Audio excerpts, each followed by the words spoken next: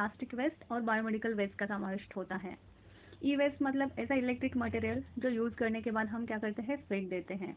Municipal solid waste, तो इस तरह का जो कचरा है वो अर्बन एरियाज में क्रिएट होता है, या जैसे कि होटल्स या फिर entertainment industry, science industry, industrial area, household, right. Plastic waste वो तो आपको पता ही होगा।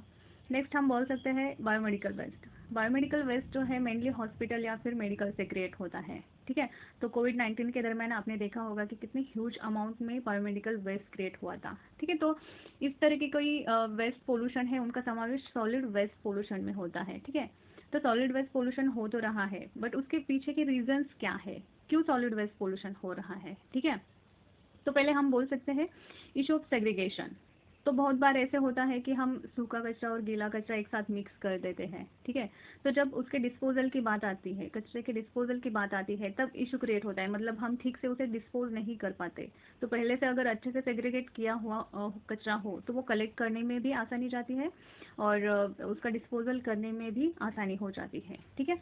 Poor community participation. अब स्वच्छता प्रोग्राम तो हमने शुरू कर दिया, बट उसमें कम्युनिटी पार्टिसिपेशन कितना है ये भी ज़रूरी है। स्कूल कॉलेजेस के स्टूडेंट हैं उनको हम पार्टिसिपेट करवा सकते हैं, या फिर हम इंडिविजुअल लेवल पे ही, अगर हम जिस एरिया में रहते हैं, जिस जगह पे रहते हैं, अगर वो एरिया क्लीन रखें हम, तो ये भी एक बहुत बड़ा, मतलब हम बोल सकते हैं कि एक पार्टिसिपेशन रहेगा, ठीक है। Lack of technology and infrastructure. अब कचरा तो क्रिएट हो रहा है, सॉलिड वेस्ट पोल्यूशन तो हो रहा है, बट उसके जब डिस्पोजल की बात आती है तो हमारे पास एडवांस टेक्नोलॉजीज नहीं है, ठीक है। इंफ्रास्ट्रक्चर नहीं है, और इसके साथ साथ फाइनेंस भी हम अच्छे से, हमारे पास फाइनेंस नहीं है, ठीक है। तो टेक्नोलॉजी और इंफ्रास्ट्रक्चर होने के लिए हमारे पास फाइनेंस भी होना चाहिए, तभी हम क्या कर सकते हैं, रिसर्च एंड डेवलपमेंट पे खर्च कर सकते हैं, ठीक है। तो ये होना भी ज़रूरी है। Rapid urbanisation. अब ग्लोबलाइजेशन या फिर बहुत सारे रीज़न हैं, उस वजह से क्या हो रहा है कि जो रूरल एरियाज़ के लोग हैं वो बहुत ज़्यादा तौर पे अर्बन एरियाज़ में माइग्रेट हो रहे हैं, या फिर अच्छी लाइफस्टाइल के लिए, ठीक है, बढ़ता पॉपुलेशन। तो ऐसे के ही बहुत सारे रीज़न हैं, उस वजह से क्या हो रहा है, रैपिड अर्बनाइजेशन हो रहा है, ठीक है। तो उसके साथ ही क्या हो रहा है, उतने ही अमाउंट में क्या हो रहा है कि कचरा क्रिएट हो रहा है, सॉलिड वेस्ट पोल्यूशन क्रिएट हो रहा है, राइट। Open dumping.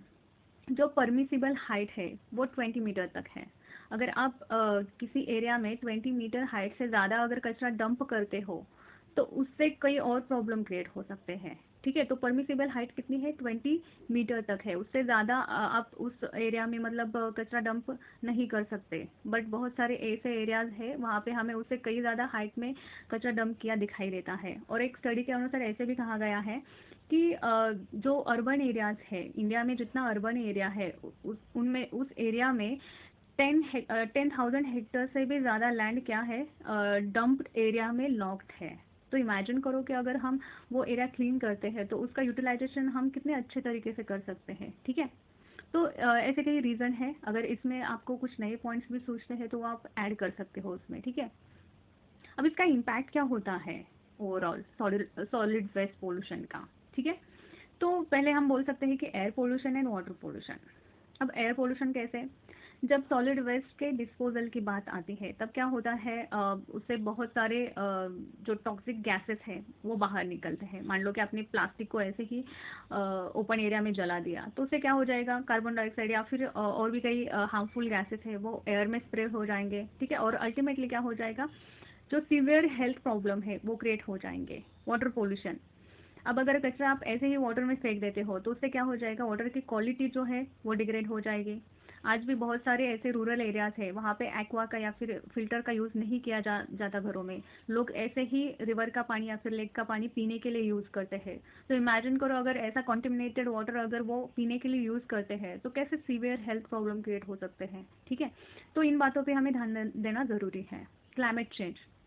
अब जो आप वेस्ट डिस्पोज करते हो तब जैसा कि मैंने कहा कुछ एक ऐसे टॉक्सिक गैसेस बाहर निकलते हैं जो उनमें से कुछ ग्रीन हाउस गैसेस भी होते हैं। तो ग्रीन हाउस गैसेस हमें क्या पता है कि क्या करते हैं, वो ज़्यादा अमाउंट में हीट ट्रैप करके रखते हैं, और जितना ज़्यादा ग्रीन हाउस गैसेस का इमिशन उतना ज़्यादा क्या हो जाएगा, टेम्परेचर बढ़ेगा और हमें क्लाइमेट चेंज जैसी परिस्थितियों का सामना करना पड़ेगा। Acid rain. एसिड रेन जो कि हमें पता है कि नाइट्रोजन डाइऑक्साइड या फिर और सारे कई गैसेस रिस्पॉन्सिबल है, उससे क्या होता है, एसिड रेन होता है। और हमें उसका एक बेस्ट एग्जांपल पता है कि जो ताजमहल है उसका कलर येलोइश हो रहा है, तो वो क्यों हो रहा है, एसिड रेन की वजह से। Ocean water contamination and impact on ocean life, ठीक है। तो ग्रेट गार्बेज पैच, तो ग्रेट गार्बेज पैच जो है, ऐसा कहा जाता है कि जो ग्रेट गार्बेज पैच है उसकी जो एरिया है वो यूनाइटेड स्टेट का जितना एरिया है उसके इक्वल अमाउंट में है, जो कि पैसिफिक ओशियन में है, ठीक है। तो उससे क्या हो रहा है कि जो प्लास्टिक पोल्यूशन है या फिर उसके साथ और भी जो कचरा होता है, उससे जो ओशियन में लाइफ है, एक्वेटिक लाइफ है, वो कम हो रहा है या फिर उस पर क्या हो रहा है, नेगेटिव इम्पैक्ट हो रहा है, ठीक है। तो इस तरह के कुछ इम्पैक्ट सॉलिड वेस्ट पोल्यूशन के हो सकते हैं। इसके साथ और भी कई आपको पॉइंट सूझते हैं तो आप उसमें ऐड कर सकते हो, ठीक है। और वाटर पोल्यूशन का और एक एग्जांपल हम बोल सकते हैं कि हमारे हेल्थ पे कैसे इम्पैक्ट कर सकता है। तो आप सब ने मीनामाता डिसीज के बारे में सुना होगा। जो मीनामाता डिसीज है वो मर्क्यूरी की वजह से होता है, ठीक है। तो जापान से ये मीनामाता डिसीज के बारे में हम सुनते हैं। मान लो कि जिस वाटर में मर्क्यूरी है स्प्रेड हुआ है, तो वैसा वाटर अगर उस वाटर की आप अगर मछली खाएं हम खुद, तो क्या हो सकता है, हमें मीनामाता डिसीज हो सकता है, राइट। तो इस तरह के कई और भी डिसीज हमें हो सकते हैं, मतलब अगर हम पोल्यूटेड वाटर पीते हैं या फिर उससे रिलेटेड किसी लाइफ से हमारा रिलेशन बनता है, ठीक है, मतलब कि हम फिश खाते हैं या फिर बहुत सारी कई चीज़ें हैं, उससे हमारा डायरेक्ट और इनडायरेक्ट रिलेशन आता है, राइट। तो इस तरह से नेगेटिव इम्पैक्ट कर सकता है, ठीक है। तो हम सोल्यूशन क्या फाइंड आउट कर सकते हैं इस पे। तो जो वेस्ट डिस्पोजल की तकनीकी है उसमें पायरोलिसिस प्रोसेस है। इसमें क्या किया जाता है कि जो वेस्ट है, सॉलिड वेस्ट है, उसको हम क्या करते हैं, इन एब्सेंस ऑफ ऑक्सीजन हम क्या करेंगे, उसको 600 डिग्री सेल्सियस तक हीट करेंगे। तो उससे क्या हो जाएगा, जब उसको हम हीट करते हैं तब उससे कार्बन डाइऑक्साइड बाहर निकलता है। तो ये एक एनारोबिक प्रोसेस है। एनारोबिक प्रोसेस मतलब इन एब्सेंस ऑफ ऑक्सीजन की जाती है, जिसे हम क्या बोलते हैं, पेरोलिसिस प्रोसेस। इंसरिनेशन, इंसरिनेशन मतलब ऐसी प्रोसेस जिसमें क्या किया जाता है, 1000 डिग्री सेल्सियस तक वेस्ट को हीट किया जाता है, ठीक है, इन प्रेजेंस ऑफ ऑक्सीजन। इसे हम क्या बोलते हैं, एरोबिक प्रोसेस। तो डिफरेंस आप ध्यान में रखिए। जो पेरोलिसिस प्रोसेस है उसमें क्या किया जाता है, ऑक्सीजन के एब्सेंस में, यानी कि एनारोबिक प्रोसेस होती है ये, और इसमें क्या किया जाता है, अराउंड 600 डिग्री सेल्सियस तक वेस्ट को हीट दी जाती है, ठीक है, और इस तरह से उसका डिस्पोजल किया जाता है। और जो इंसरिनेशन प्रोसीजर है उसमें क्या किया जाता है, हम क्या करते हैं, 1000 डिग्री सेल्सियस तक वेस्ट को हीट देते हैं, ठीक है, इन प्रेजेंस ऑफ ऑक्सीजन, यानी कि ये क्या है, एरोबिक प्रोसेस है, ठीक है। नेक्स्ट हम बोल सकते हैं बायोरिमेडिएशन। इसमें क्या किया जाता है, जो नेचुरल या फिर रिकॉम्बिनेंट माइक्रो ऑर्गेनिज्म है उसका यूज करके हम क्या करते हैं, जो ऑर्गेनिक मटेरियल है, जो ऑर्गेनिक वेस्ट है, उसको क्या किया जाता है, डिस्पोज किया जाता है, ठीक है। तो इस तरह की कई हम तकनीकी यूज कर सकते हैं जिससे हम क्या कर सकते हैं, वेस्ट का अच्छे से डिस्पोजल कर सकते हैं। इसके अलावा हमारे पास कौन से ऐसे सॉल्यूशन हो सकते हैं जिसे हम क्या कर सकते हैं, सॉलिड वेस्ट को डिस्पोज कर सकते हैं, वो देखते हैं, ठीक है। डिसेंट्रलाइजेशन ऑफ वेस्ट मैनेजमेंट, ठीक है। तो जो वेस्ट मैनेजमेंट का इशू है उसमें क्या हो रहा है कि कुछ एक ऐसी ही अथॉरिटी है जिनके पास वेस्ट डिस्पोजल का या फिर वेस्ट मैनेजमेंट का राइट है। अगर वो हम रूरल एरियाज में दे या फिर उसके भी नीचे की कोई अथॉरिटीज़ है उनके पास वो राइट दे, तो वो एक अच्छे से उसका इम्प्लीमेंटेशन हो सकता है। इनोवेटिव एंड ग्रीन अप्रोच, ठीक है।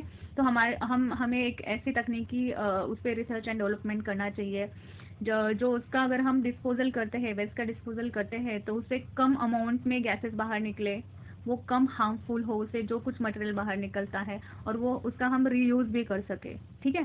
तो इस तरह से होना चाहिए। पीपीपी मॉडल, तो जो वेस्ट मैनेजमेंट या फिर वेस्ट डिस्पोजल है, तो वो गवर्नमेंट के अलावा हम प्राइवेट सेक्टर को भी अगर उसमें ऐड कर सकते हैं तो वो एक अच्छा अप्रोच होगा, जिससे हम क्या कर सकते हैं, हमारा ये जो सॉलिड वेस्ट पोल्यूशन का इशू है उसमें हम अच्छे से वर्क कर सकते हैं।